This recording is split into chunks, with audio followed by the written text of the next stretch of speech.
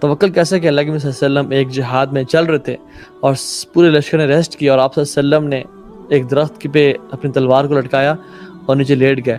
ایک کفار میں سے ایک ایجنٹ جو کہ اللہ کے نبی صلی اللہ علیہ وسلم کو قتل کرنا چاہ رہا تھا والعیاذ باللہ آیا اور تلوار کو اٹھایا اور تلوار کو آپ کی گردن پہ رکھا صلی اللہ علیہ وسلم. اور تلوار از شارپ بلیڈ کہ you move it and your jugular vein is cut. تو کہا کہ محمد صلی اللہ علیہ وسلم کون بچائے گا تمہیں مجھ سے؟ اب آپ صلی اللہ علیہ وسلم جیسے نیند سے اٹھے تو کہتے ہیں اللہ. سب کانشیسلی دے ور ٹرینڈ اللہ اکبر اللہ. اور اس کا ہاتھ وہیں پہ پیرالائز ہو گیا اور شل ہو گیا اور تلوار گر گئی.